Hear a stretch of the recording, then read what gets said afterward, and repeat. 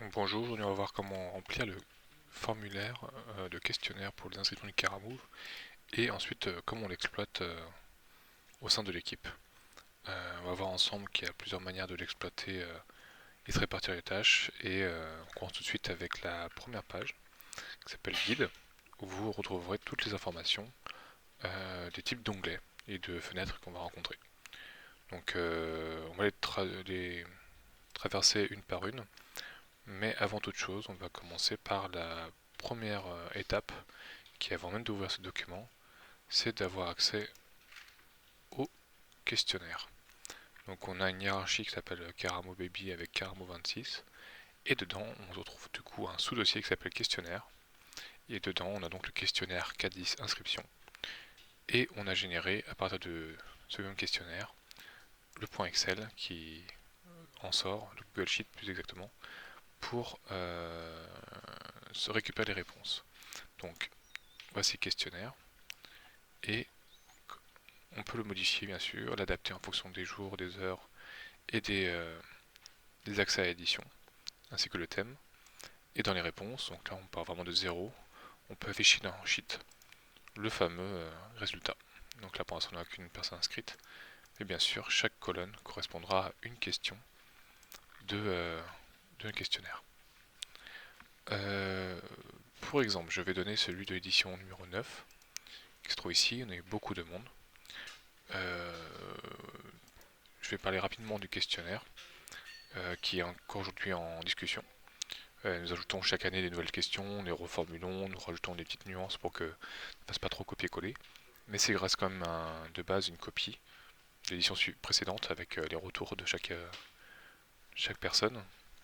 Et cette année par exemple nous ajoutons, plutôt que d'ajouter école profil, on va ajouter une nouvelle question pour retirer pour avoir moins d'informations et que ce soit plus lisible. Dans les réponses, il y a trois façons de les lire. Le résumé avec pour chaque question l'ensemble des réponses qui sont associées, mais aussi par question toutes les réponses à lister. Donc les résumés c'est plus efficace et individuel c'est vraiment chaque personne qui a rempli son questionnaire, le détail de ses réponses. Sont surtout la première et la dernière partie que nous allons voir au quotidien et voilà. Ici on a la fameuse case réponse acceptée. Quand on a des coches, on a un message qui apparaît pour dire que c'est fini, le 31 janvier est passé, nous ne pourrons plus inscrire de personnes. Alors c'est complémentaire aussi au site web où on a accès à un petit bouton qui redirige vers ce questionnaire. Et donc idéalement au 31 janvier 23h59 on supprime l'accès à ce bouton. Mais effectivement il peut arriver que des personnes se soient inscrites par exemple sur Helloasso et ont payé leur billet d'inscription mais n'ont pas rempli le questionnaire, donc on peut leur redonner quand même accès temporairement au questionnaire pour qu'ils puissent rajouter et compléter leurs informations. Ensuite, dans les paramètres, il y a aussi des détails, on pourrait les voir au cas par cas, mais le plus important, ça reste quand même d'accéder à ce document en public et en privé. Pour afficher la vue du questionnaire que le public verra, par exemple ici on a décoché l'accès à la question, mais si on fait la réponse et qu'on la recoche et qu'on est en visibilité, on peut le remplir et simuler le remplissage du questionnaire. Et avoir une vue vraiment proche de ce que peut avoir un participant ou une participante. Retournons donc dans ce Google Sheet. Euh, alors là, effectivement, par défaut, c'est en noir et blanc. Les codes couleurs ont été mis en place, je vous expliquerai après pourquoi. Mais vraiment, c'est cette forme-là que l'on a récupérée et copier les lignes des personnes qui s'inscrivent au fur et à mesure. Donc le plus important, ça reste quand même de filtrer par rapport à l'eurodateur pour être sûr d'avoir le nombre de personnes qui apparaît étape par étape, enfin, au fur et à mesure. D'ailleurs, on voit que les dernières personnes n'ont pas été forcément colorées parce que elles sont arrivées au cas par cas. Et on peut voir un petit détail qui permet aussi de se repérer, que je trouve intéressant avec l'équipe et avec Noémie en particulier, c'est que ici on met des chiffres qui correspondent à la question qu'on va voir ensemble, à savoir comment estime ton niveau d'animation de 1 à 5, et donc dans le questionnaire, cela se traduit par des réponses un peu plus détaillées, et donc pour se repérer si on a bien pris en compte ou pas dans ce document et qu'on a bien retranscrit dans celui qui nous intéresse, on remplace par le chiffre entier et pas de détails. Donc par exemple, j'ai ces 3 personnes qui n'ont pas été prises en compte et pas été copiées dans le document qu'il y a ici, et je vais vous montrer comment. Du coup, elles sont encore linkées à la réponse classique du questionnaire. Et donc, une fois qu'on les a traitées, on peut remplacer par les numéros. Donc, ce qu'il faut avoir comme exemple, c'est qu'on copie ces lignes-là et on les colle dans Data Personne. Donc, les jaunes sont vraiment les data des groupes, des personnes et des équipes. C'est ça que l'on a exploité et qui vont être retranscrits dans les autres feuilles. Ici, on peut voir qu'il y a plein de couleurs. Donc, pas de panique. On va essayer de voir depuis 0. Donc, j'ai utilisé des noms factices pour cet exemple. Bien sûr, l'idée c'est de reset à chaque édition. Et donc si on supprime les numéros, évidemment, on voit qu'il n'y a aucune couleur associée. Car tout simplement, les couleurs moins et les chiffres sont liés avec une formule. Et ce qu'il faut savoir, c'est que par définition, toute cette zone-là est à remplir manuellement et n'est pas héritée du questionnaire. Donc par défaut, vous allez avoir ça avec la case vide à gauche. Le nom des groupes arrive à la fin, le numéro des groupes, on va voir au fur et à mesure, mais ça fait de manière assez organique. Je reviens en arrière. Ce qu'il faut savoir, c'est qu'on copie donc à partir du rotateur, et toutes les autres lignes, c'est-à-dire que je vais afficher ici, sont les mêmes lignes correspondantes aux questions du questionnaire. Donc elles sont toutes alignées, et filtrées et adaptées en fonction des besoins. Quand on commence, il faut repérer ici par exemple qu'on a une zone qui est plutôt verte et une zone qui est bleue. Donc les zones bleues, on peut rajouter par exemple ici des lignes supplémentaires pour se repérer. Et donc c'est à partir, ou plutôt au-dessus de la ligne verte, que tous les filtres, donc les filtres qui sont ici, de A à Z, ou même décocher des choses qui nous intéressent, sont ces filtres qui vont permettre d'influencer certaines feuilles, mais aussi de se repérer au sein de l'équipe. Il faut savoir que là j'ai mis le filtre en fonction de l'eurodateur, et si on met le filtre en fonction du numéro des groupes, bien sûr les numéros apparaîtront. Et on voit que visuellement c'est plus intéressant. Et pour le test, par exemple, il y a une personne qui est en présentiel, qui est dans le groupe 2, donc c'est une mauvaise chose. L'idée c'est qu'au début on fait des groupes en fonction de ce que les gens veulent avoir comme personne dans leur groupe. On a une question associée qu'on va reformuler tout à la fin, où les gens se disent je vais être avec telle personne, donc on va par défaut au fur et à mesure leur attribuer un numéro, et on associe le numéro des personnes entre elles, par exemple personne A va être avec personne B avec personne C, et personne A, etc., etc. Il arrive que des gens n'ont pas rempli le questionnaire encore, donc du coup on peut avoir une personne toute seule qui va avoir 3 ou 4 personnes avec qui il souhaite être, et on la met de côté avec un numéro quand même, et au moins on sait à peu près à combien de groupes l'édition se formera. Et donc ça peut un peu contraindre aussi et relancer les participants en disant attention, tes amis ne sont pas encore inscrits, soit ils se dépêchent, soit ça va leur passer sous le nez. Et donc la personne inscrite, soit elle risque d'annuler parce qu'elle voulait passer l'édition avec ses amis, soit ce sera mélangé avec d'autres participantes et participants. Donc on peut voir que par exemple dans l'exemple ici on savait jusqu'à 22, 23, ça peut monter beaucoup plus, mais on s'est arrêté à 21 couleurs pour l'instant. Et on pense, suite à l'édition numéro 9, qu'on s'arrêtera à 21 équipes. C'est un bon repère aussi pour la musique, de savoir qu'on est fiché sur 21 équipes. Et donc c'est ça qui va permettre aussi de filtrer, c'est-à-dire que ce document, ces data personnes, sont reportés.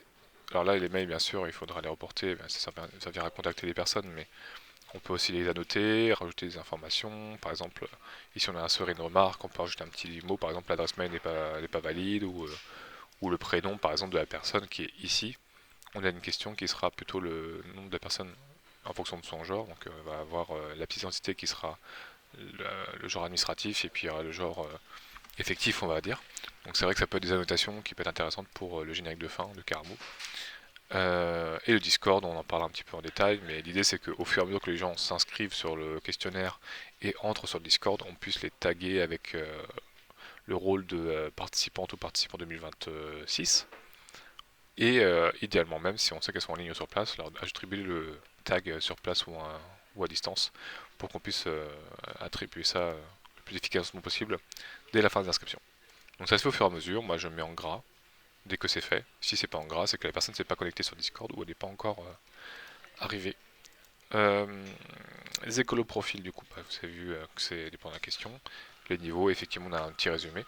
Mais ce qu'il faut noter, c'est que les inscrits, ici on en a 90, et donc il faudrait bien vérifier qu'on ait bien 90 personnes que l'on retrouve dans plusieurs colonnes. Donc c'est un check à faire, on peut en voir ensemble, mais ce chiffre est effectif et permet d'avoir quand même un repère du nombre de participants, et si on le retrouve dans les réponses un nombre qui ne correspond pas, alors, donc à 9, 110 personnes, on voit qu'il manque quand même 20 personnes de retranscrites ici. Alors c'est pas une science exacte parce que forcément des personnes peuvent s'inscrire mais sont ou annulées. Donc soit dans Google Sheet, enfin dans le Sheet on peut supprimer la ligne, soit on supprime directement la réponse. Mais c'est un peu risqué parce que des personnes disent ah je me suis désinscrit et puis je me réinscris. Donc c'est un choix à faire. Soit on dit on supprime la réponse de la personne à la racine, soit juste on se dit bon bah voilà dans le résultat on fait une ligne barrée et au moins la personne elle est dans les numéros mais elle n'est pas prise en compte. Voilà, ici on va avoir quand même une retranscription importante, c'est de à la mano remplir si la personne est en ligne ou sur place. Donc on voit que la personne est sur place, on met le tag ici présentiel en ligne. Alors les deux ça n'est pas très utilisé mais ça peut être une option pour les personnes qui peuvent venir sur place qu'une journée par exemple. Il faut un ligne ou en attente, et les personnes en attente souvent on les met en dessous ici parce qu'elles ne sont pas encore attribuées à un groupe. Et donc si je vous donne l'exemple ici, c'est que si je les copie et que je les mets là, elles ne seront pas prises en compte par les filtres. Donc, par exemple, je vais faire le filtre horodateur. Et on peut voir que ça n'est pas, comme elles ne sont pas dans la zone verte, c'est pas pris en compte par les filtres. Voilà, donc ça c'est pour vraiment l'entrée en matière. Chaque question a son lot d'interaction. Mais ce qu'il faut savoir, c'est qu'ensuite, ces informations, une fois qu'elles sont travaillées et gérées, il y a une première étape, c'est qu'elles seront traduites dans Data Group. En l'occurrence, si les groupes sont en ligne ou sur place, là on voit que c'est un peu mélangé parce que ici dans Data, il y a un petit problème d'attribution. Hop, c'est un exemple précédent. Et hop, on a des groupes en ligne. Donc c'est la première personne du groupe qui apparaît. Donc en ligne, on a le nom du groupe. Je vous expliquerai comment on fait pour les nommer. Et le numéro du groupe, bien évidemment, par l'ordre d'apparition. Attention, si on filtre non pas par numéro de groupe ici, mais on filtre par exemple par horodateur, ça va casser les groupes. On voit que c'est dans le désordre. Donc c'est un peu dépendant aussi de certains filtres d'affichage. Donc bien faire attention à mettre de A à Z pour avoir data group. Et donc ici cette page est vachement importante pour déterminer par exemple le nombre de secondes attribuées par groupe, savoir combien de temps dure l'introduction, et combien de temps la musique va durer à la fin. En l'occurrence ici pour cette édition on a 21 groupes, 22 groupes pardon, et donc on va avoir 6 minutes 40. Donc comment ça se passe? C'est-à-dire qu'on va le framerate qui est de 24 ou 25 fps, mais souvent on a 24, et le nombre de frames, donc 240 ça fait 10 secondes qui apparaissent ici, si on met à 216 ça fait 9 secondes. Ça peut arriver dans les cas un peu particuliers où il manque de la musique ou autre, et pareil quand on va en faire plus. Par définition on a 240. L'introduction elle se fait à la main, donc tout ce qui est jaune en fait ce sont des valeurs qu'on peut modifier à la main. L'introduction elle est de 1 minute, on peut imaginer la faire de 10 secondes comme bien souvent, ou 20 secondes. Et donc ça change tous les autres valeurs. Durée de la musique par groupe, là c'est vraiment le nombre de secondes fois le nombre de groupes. Ça c'est avec l'ajout de l'intro, donc forcément si elle fait 20 secondes ça s'accumule, et pareil pour le générique de fin, on peut changer la valeur à la main. Par défaut on met plutôt 1 minute 45, plutôt que maintenant on est avec des cartons. Voilà.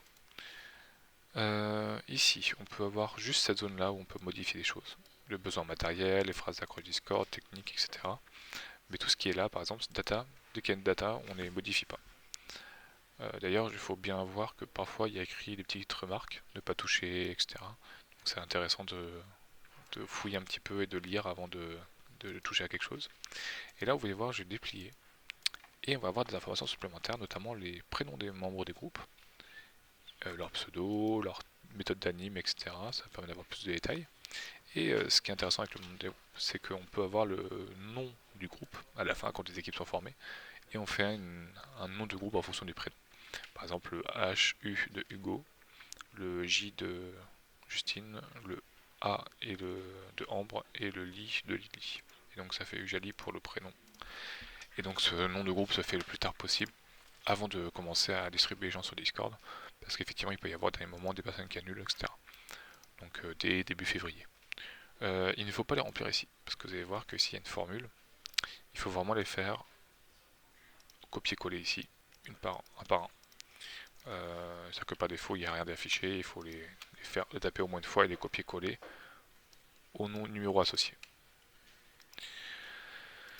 Ensuite, ce qu'il faut avoir aussi en tête, c'est quand on est dans un état de groupe, ça c'est un affichage, on peut aussi imaginer la partie timecode ici, une fois qu'on commence l'intro par exemple, à 20 secondes, si on la modifie et qu'on met à 30 secondes, vous allez voir que ça modifie aussi ici.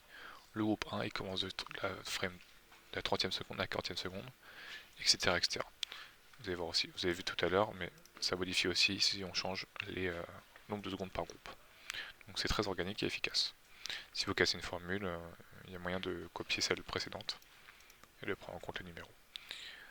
Ici, c'est vraiment des choses qu'on peut mettre à la main. Donc, phrase d'accroche, c'est par exemple si on veut faire un jeu de mots et une phrase d'accroche en fonction du nom du groupe. Ça arrive parfois qu'on le fasse. Technique, c'est plutôt si une fois qu'on a formé les groupes, on voit quel est le matériel qu'ils ont besoin en priorité. Ça permet aussi de déterminer le nombre de plateaux dont on aura besoin et le besoin matériel, bien sûr, en complément. Voilà pour Data Group. Nous, ce qui nous intéresse aussi, c'est Data Orga, qui sert de retranscription pour To-Do, pour le com, le planning. On va voir ensemble. Et ici, on a une petite liste de personnes associées qu'on peut ajouter, supprimer, etc. Et ça se mettra à jour aussi. La ligne bleue fait un peu référence à ce qui se passe côté bénévole orga ou aux personnes qui sont externes, qu'on peut aussi taguer. Si ce sont des intervenants, c'est plus pour des listes de contacts. Donc vous pouvez adapter bien sûr les contacts Discord, si les personnes sont plutôt en ligne ou sur place, si elles sont en jour parisienne ou non. Voilà. Et donc ça c'est plutôt facile d'accès. Et on va revenir du coup, avant d'exploiter DataPerson, à tous les petits trucs et astuces qu'on a mis en place. Déjà juste après le guide, on a une feuille lien avec autre info, qui est un peu toutes les infos de l'édition Caramove. Si vous voulez vous informer de comment a commencé Caramove, vous pouvez voir ici. Puis ensuite les questions de making-of qu'on met à jour chaque année, en fonction du thème aussi. Contact partageable, ça c'est un peu le lien qu'on partage aux participants pour mettre leurs données, pour partager leur Discord, leur Insta, etc. Et en bande démo. Et Place Clip Anime, ça c'est YouTube, c'est pour pouvoir compléter et chacun et chacune peut ajouter des clips animés qu'on peut projeter sur place. La to-do, ça on va y passer rapidement, mais c'est aussi important. C'est ce qui va permettre de se répartir les tâches lors de l'édition. Il y en a pas mal des étapes, mais si c'est bien attribué, en fait ça peut aller rapidement. Il y a plein d'états, il y a à faire, en cours, optionnel, fait ou nul n'étant pas pris en compte. Le détail de la tâche.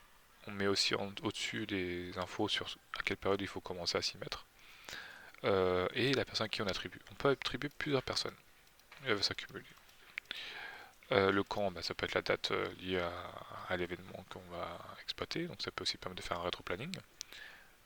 Sachant que la date est modifiable à l'année. Donc là on est en septembre 2025 par exemple. Et un petit commentaire où vous faites ce que vous voulez. Ou ça peut être surtout un micmac de mettre n'importe quoi. Pour si c'est sur les réseaux sociaux, si c'est sur le drive ou autre. C'est complémentaire bien sûr à la phrase ici. On peut rajouter des liens.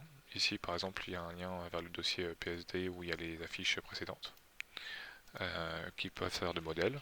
On peut aussi avoir dans la partie com du drive de Caramove d'autres liens à l'édition ou combiner plusieurs éditions. C'est le cas par exemple du making of, on fait appel avec l'utilisateur de l'année précédente, etc. Et donc l'état est à faire ou fait si on fait la réutilisation. Par exemple l'utilisateur on le fait sur 2 ans, donc on peut imaginer le réutiliser. Et optionnel c'est si les personnes sont intéressées de le faire ou pas. Tout n'est pas obligatoire, tout est à discuter et organique, donc ça c'est en fonction aussi des motivations de chacune et chacun. Je passe sur cette partie-là et on verra en détail sur le tard. Donc comme, c'est un autre sujet comme, c'est la gestion de la partie communication graphique. C'est là où on peut vraiment partager quelle étape on fait telle image.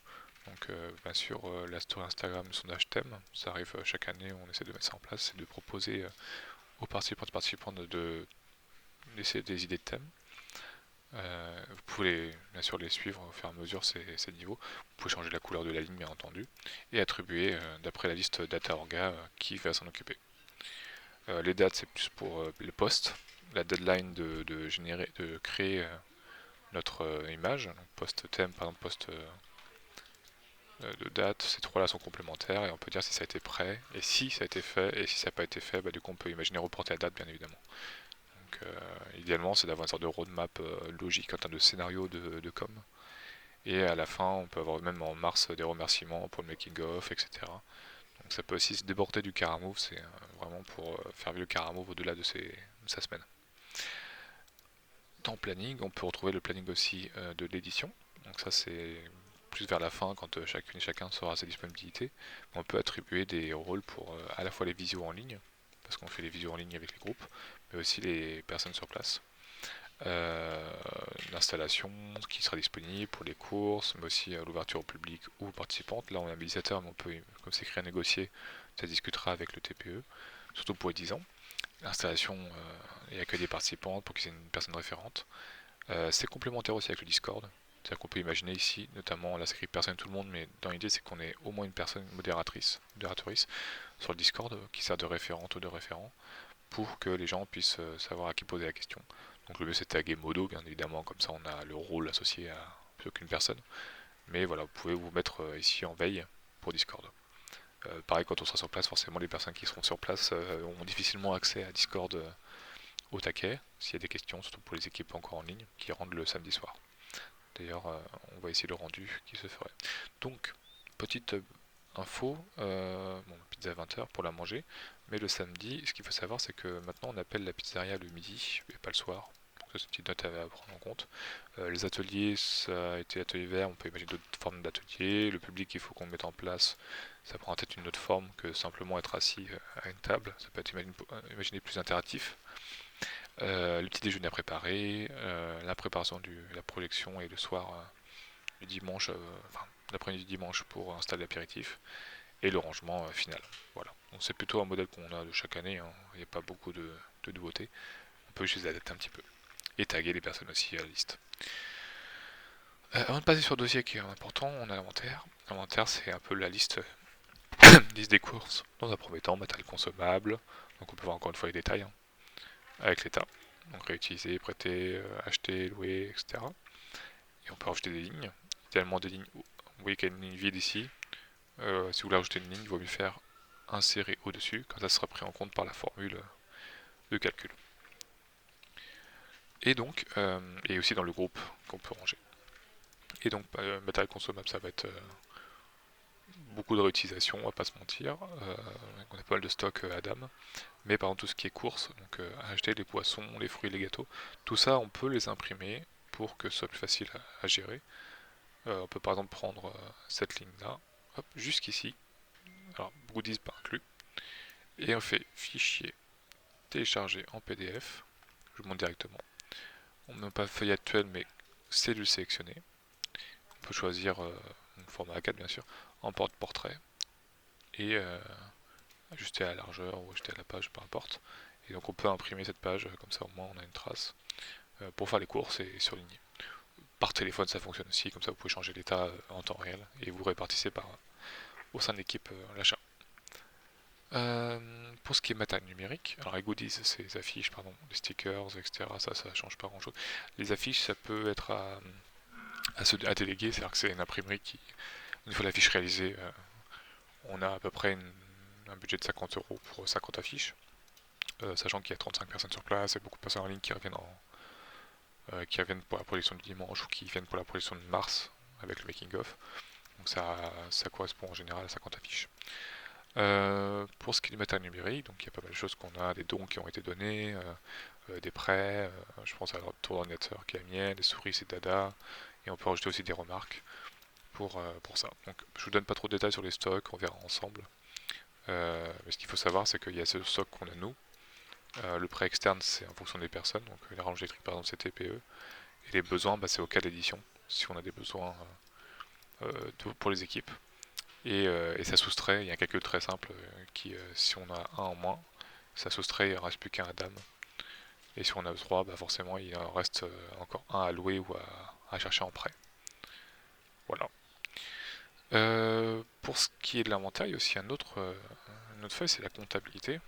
c'est assez transparent, hein. On voit que là, par exemple, ça va plutôt les dépenses à l'année, comme une petite remarque, mais souvent ici c'est assez organique aussi. Les achats qu'on a réalisés, par exemple dans l'inventaire, si on a acheté des pommes, pouf, ça va se répartir ici, et on a acheté 4 euros de pommes. L'achat prévisionnel, c'est ce qu'on a prévu d'acheter. Location, c'est pour le véhicule par exemple, pour les locaux, et ce qui est fait, ce qui est prévu.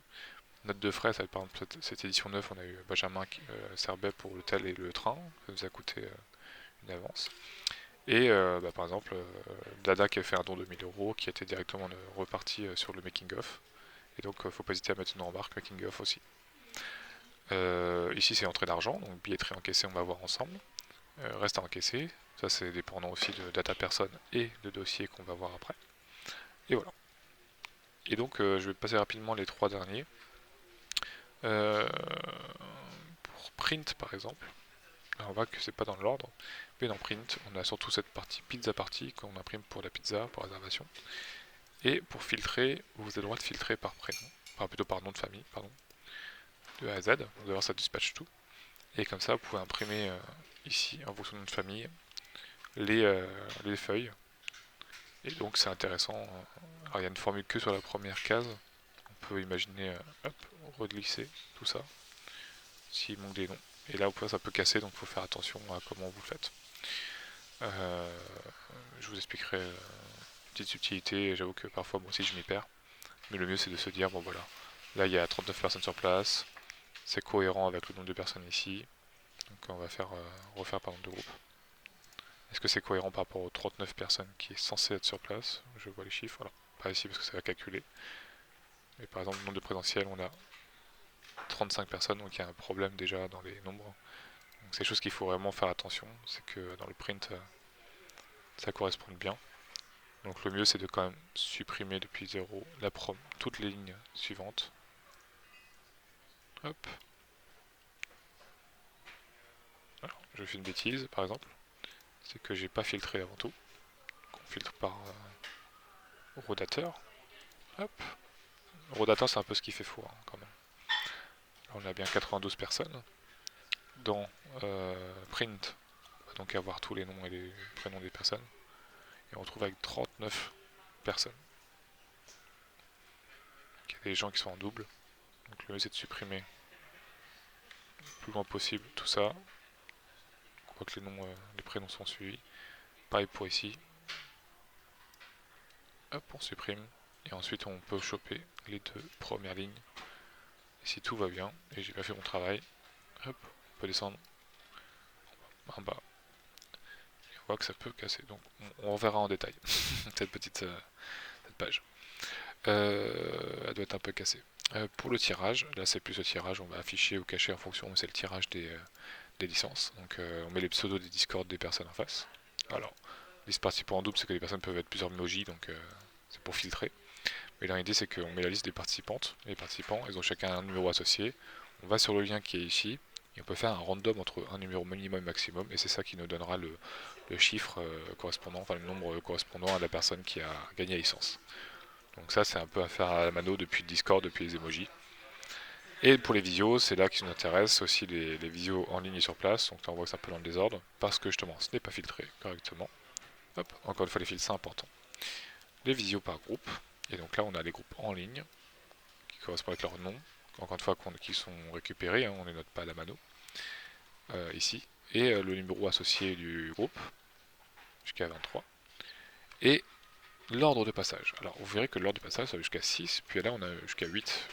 Alors bon, normalement c'est 7 et 7, hein, c'était pour l'exemple. Mais pour les gens en ligne, on a des visios associés à un horaire. Donc là, souvent on fait donc les valeurs, encore une fois, jaune c'est l'ordre, enfin c'est tout ce qu'on peut modifier. 18h30 par exemple c'est l'heure où on commence. Si on met à partir de, et vous allez voir ici, à partir de 18h, ça modifie toute la formule. Donc il faut savoir que ça prend en compte l'horaire plus le nombre de minutes passées par groupe. Et donc si on fait 10 minutes par groupe, forcément 18h, 18h10, 18h20, et ça reset au premier groupe. Pourquoi en deux fois, il y a 2 fois 1? Parce qu'en fait on divise des visios en deux parties pour éviter de finir à 23h. Et comme ça on commence tôt et on finit tôt. Et on peut rentrer chez nous. et même les personnes sont plus disponibles. Donc ça permet aussi de retarder un petit peu plutôt que 18h, 18h30 parce que les gens peut-être bossent la journée. Et l'ordre peut changer. Par exemple ici vous voyez que c'est pour le lundi 17 février cette année. Il faudra changer à la main aussi cette valeur. Et le jeudi. Souvent c'est lundi, jeudi, pour qu'on rencontre les personnes le lundi et qu'on mette un fil rouge. Et on peut annoter justement les idées de base et le jeudi au contraire les idées qui ont évolué et qui ont été gardées ou pas. Dans les notes c'est vraiment subjectif, hein, ça peut être vraiment juste expliquer qu'est-ce qu'ils ont prévu de faire en termes de technique et en termes de scénario, mais ça peut être aussi des besoins d'appeler à des intervenantes ou intervenants s'il y a des disclaimers ou des soucis liés au règlement, donc c'est vraiment pour nous les notes, c'est vraiment pas partagé.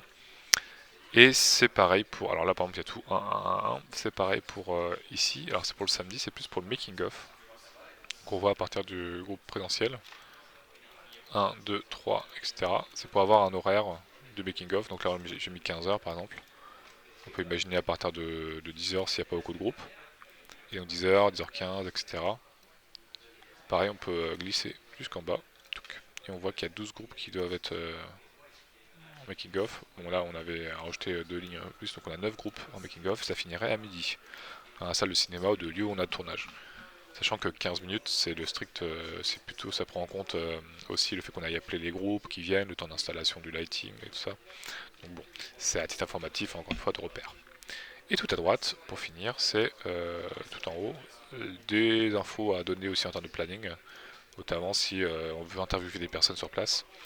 Par exemple, David du TPE, on peut dire une interview à telle heure, date d'animation aussi, s'ils viennent, ils s'installent. Nous, on peut parler de nous, le pitch à 18h, avec le jour associé, bien sûr. Si on a aussi des compositeuristes qui veulent faire une interview ou discuter avec les groupes, c'est ici. Et le questionnaire en making-of, qui est un peu un doublon de ce qu'on a ici dans les liens, mais c'est bon à savoir, c'est aussi un lien vers les questions qu'on peut avoir. Comme ça, au moins, quand on est dans la discussion de visio en ligne, on a aussi les questions de making-of pour parler avec les gens. Et là, on va dans le vif du sujet sur la partie, dernière partie, c'est-à-dire les dossiers. Donc, je vais prendre data personne, je vais mettre horodateur, et dans dossier, j'ai les gens qui sont inscrits, et je déplie un petit peu, avec leur pseudo Discord, leur mail, bon là j'ai mis aucun mail parce que c'est un petit exemple, mais ils apparaissent ici. Et ici on a les dossiers qu'on doit valider étape par étape, quand les gens sont inscrits au questionnaire. Donc ça va arriver en pourcentage, et à différents états, 0 €, gratuit, en cours de validation, et validé. Ça peut pareil partout, on n'a aucun document reçu, donc le paiement c'est lié avec Eloasso, on en parlera peut-être au cas par cas. Il y a d'autres documents Eloasso, enfin des pages d'inscription Eloasso, hein, des billets à suivre. Le document d'identité, le règlement et droit à l'image. Sachant que le règlement et droit à l'image, les gens ont le même document, mais il faut signer à deux endroits différents. Mais les personnes ne lisent pas forcément bien le document et ne signent pas forcément le droit à l'image, ou alors elles signent et je veux être filmé et je veux pas être filmé, donc il faut faire attention. L'état, donc vous avez le document c'est pareil, sent, valide. Et on voit que les pourcentages augmentent en fonction du nombre de participants qui ont rempli. Hop, 100%. Sachant que nul, ça veut dire que ça n'est pas compté. Mais c'est pas dire que ça valide l'état final de toute l'édition. Et dans le droit à l'image, il y a donc reçu le fichier, pas reçu, et ne pas être filmé. Donc pas être filmé, c'est pour le making of, c'est le fait que personne ne veut pas avoir leur visage apparaître. Et on peut insérer un lien vers le drive pour qu'on puisse associer à la pièce d'identité de la personne, pour qu'on puisse comparer lors du dérochage le visage de la personne concernée. Sinon on ne sait pas trop qui ne pas afficher pour le tournage. Pour vérifier ensuite, alors petit exemple, ici on est à 8 € parce que la personne est en présentiel, donc on associe ça à 8 €. Et si les personnes sont en ligne, comme Lisa ici, et qu'on fait valider, on verra que ça apparaît 3 €. Et donc 3 plus 8, ça fait une certaine somme. Là on a aussi des personnes validées. Hop, donc ça fait une somme un peu... hop, vous verrez bien, donc on est bien sur du 11 €. Et il arrive que les gens donnent un peu plus sur Eloasso, donc on rajoute à la main le don qu'ils peuvent faire. Donc ça peut de quelques euros à une valeur assez haute. Et cet argent permet notamment de réinvestir pour se faire plaisir, pour les pins, ces choses comme ça pour l'année suivante. Voilà. Ensuite, ce qu'il faut savoir, c'est que ici il y a deux lignes pour double check, on va dire. C'est-à-dire que ici, c'est suivi dossier, tout ça, c'est la partie qui est retranscrite depuis data person. Tout ça, c'est retranscrit que sur cette feuille et fait à la main. Donc, forcément, si ici il y a un filtre qui est appliqué, notamment les numéros de groupe, ton dossier, ça fout le bazar, parce que ici, ça n'a pas bougé. Et donc du coup, vaut mieux mettre en eurodateur. Et pareil ici, dans le dossier, aussi eurodateur, donc c'est déjà filtré. Et on copie, pour check, ici, on copie le prénom de toute la liste des prénoms, ici, à la mano, un CTRL-C, un CTRL-V, et comme ça, ça permet de checker si le prénom correspond bien à la ligne associée. Et donc si jamais s'il y a une personne qui a été rajoutée ou mélangée dans data person, il y a un moment où ça va faire OK, puis wrong parce qu'il y a un souci à ce niveau-là. Donc il ne faut pas hésiter à refiltrer les zones. Voilà. Souvent on les cache, mais c'est toujours intéressant parce que si on check une validation alors que c'est pas la bonne personne, ça va nous tromper. Et du coup, ça risque de mettre le bazar. Donc voilà, vous avez bien tous les éléments pour bien commencer une édition. Donc le plus important pour résumer, c'est les filtres, de bien faire attention à prioriser les numéros des groupes si vous voulez les voir.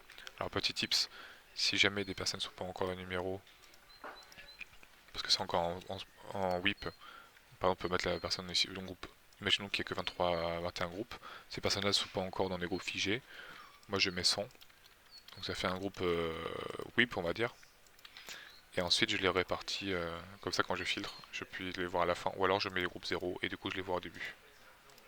Et donc je peux les répartir en haut, en bas, pour les redispatcher dans les groupes, et associer par exemple le groupe 21 ici. Ici je me dis, ah tiens c'est le groupe 19, il manque des personnes, etc. Et on refiltre à chaque étape. Le plus important, c'est de toute façon quand on copie des données depuis le questionnaire, c'est de les mettre à la suite à le filtre au rodateur, de les mettre à la suite en dessous. Et c'est ça vraiment qui va servir deux fois pour la suite du dispatchement dans les différentes feuilles. Truc et astuce aussi, vous pouvez aussi filtrer ici si vous voulez que les personnes en présentiel, que en ligne, hop, ou même en liste d'attente. Vous pouvez aussi imaginer là l'algorithme, et c'est là où je vais finir sur ce sujet, parce que c'est un gros point l'algorithme, qui est WIP, c'est filtrer ou non les personnes qui sont déjà en groupe, donc les personnes qui n'ont pas été cochées, c'est les gens qui se laissent porter par le vent, on va dire, et qui ne sont pas encore associés. Donc ce qui est important de faire, quand on a déterminé un groupe ici, par exemple ces 4 personnes-là veulent absolument être ensemble, parce qu'elles l'ont précisé dans le questionnaire, et ben on coche en face la case pour dire qu'elles sont figées, il n'y a pas à les déplacer ou à les modifier d'un groupe à un autre parce qu'elles veulent être ensemble. Alors que là c'est un groupe qui était formé sur tout seul, et donc du coup on les a pas associés, ça veut dire que c'est un peu libre d'être exploité par l'algorithme pour être proposé et dispatché dans d'autres groupes. Donc c'est vraiment le fait que la case soit pas cochée, c'est-à-dire disponible pour être lancé dans la boucle de l'algo. Algorithme dont je vous réfère à me voir moi s'il y a des questions et pour la mettre en place. Mais bien souvent on le fait à la main, de régénérer le groupe. Mais on va voir en fonction des éditions, selon s'il y a moins de gens qui sont déjà formés. Et je fais une dernière aparté pour former les groupes, parce que c'est bien beau de les mettre en place, mais il faut que ce soit visuellement intéressant pour savoir qui fait quoi. En général, on utilise le questionnaire ici. Alors il y a beaucoup de couleurs, mais c'est parce que ça a été malheureusement filtré et c'était de ma faute. Mais bien souvent, on regarde sur ce document-là pour essayer de faire matcher des groupes, mettre en gras des informations qui nous intéressent avec des codes couleurs. Noémie, par exemple, a mis des codes couleurs sur les multiplans pour bien repérer qui fait quoi en termes de technique ou en cas de besoin de matériel. Et donc, on peut créer les codes couleurs et ensuite redispatcher, échanger qui veut être avec qui, etc. Et donc, ça permet d'avoir une première visibilité sur qui peut être avec qui. Et ensuite, c'est une fois qu'on a associé ça, on peut reporter les numéros ici. Par exemple, on se rend compte que la personne a quitté le groupe, hop, ou au contraire a annulé, et ben on la barre, c'est pas grave, pouf. Et donc on imagine que forcément cette ligne, enfin j'ai pas trouvé le nom, mais la ligne associée peut être barrée, et du coup on peut retranscrire les infos et ping-pong comme ça. Sachant que les données d'ici peuvent aller dans celle-ci, et pas inversement par contre. On ne rajoute pas les informations ici.